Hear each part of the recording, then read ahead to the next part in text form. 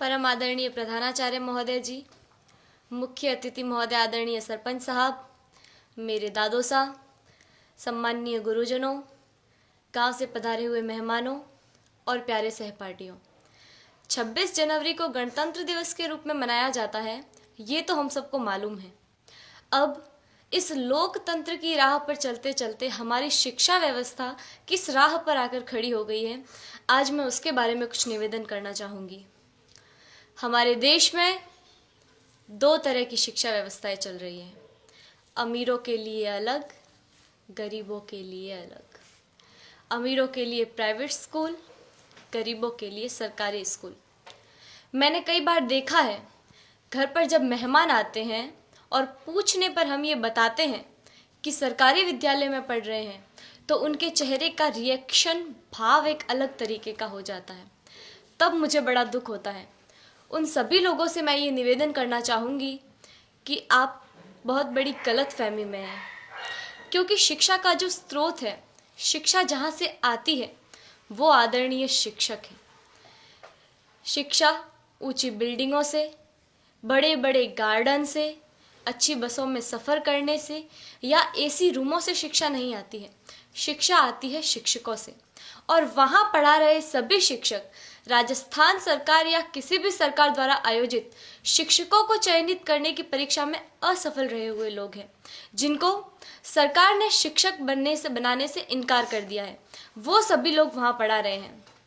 हमारा सौभाग्य है कि हम जिस विद्यालय में पढ़ रहे हैं, वहाँ के शिक्षक राजस्थान सरकार द्वारा आयोजित शिक्षकों को चयनित करने की परीक्षा, जिसमें लाखों लोग भाग लेते हैं, उन लाखों लोगों में से चुने हुए शिक्षक हैं, जिनको राजस्थान सरकार ने शिक्षक बनने के योग्य समझा है। हमारा सौभाग्य है कि हमें ऐसे ट्रेंड टीचर पढ़ा रहे हैं। मुझे गर्व है कि हम अच्छे हाथों में हैं। मेरे दादो सा आदरणीय जय सिंह जी देवल यहाँ विराजे हुए हैं, जो मुझे कभी कभी एक बात कहते हैं कि जितने भी IAS, RAS या सरकार के किसी भी उच्च पद पर लगे हुए ऑफिसरों में से ज़्यादातर ऑफिसर्स सरकारी विद्यालयों में पढ़े हुए हैं और सरकारी विद्यालयों से ही उत्तीर्ण हुए हैं।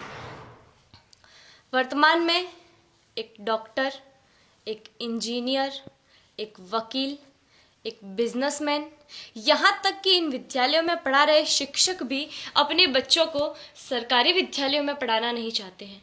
आखिर क्या कारण है? इसका कारण है संसाधनों का अभाव। मैं आप गांव वालों से भी एक निवेदन करना चाहूँगी कि कहीं कोई गरबा हो, गणेश चतुर्थी हो, कोई आयोजन हो, कोई आर्केस्ट्रा हो या कहीं धरना देना हो, तो आप लोग हज़ारों की संख्या में पहुंच जाते हैं और हज़ारों की तादाद में रुपया खर्च करते हैं, लेकिन इस विद्यालय की तरफ कभी किसी ने झांक कर नहीं देखा। इस विद्यालय की ओर देखने का किसी को भी समय नहीं है। मैं आप गाँव वालों से ये निवेदन करना चाहूँगी कि जितना जोश आप उधर उन कार्यक्रमों में दिखाते हैं, उतना ही जोश आप इधर इन विद्यालयों के लिए दिखाएं।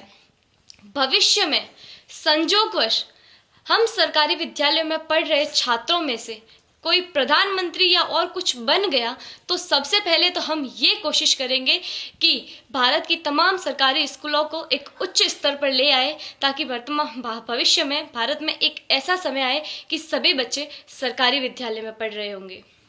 मुझे जो कहना था वो कह दिया। मैंने जो कहा वो गलत है या सही, मुझे नहीं पता। इसका निर्णय तो आप लोग ही कर सकते हैं। मेरे जो मन में था वो कह दिया। अब मुझे बहुत अच्छा महसूस हो रहा है। जय हिंद, जय भारत।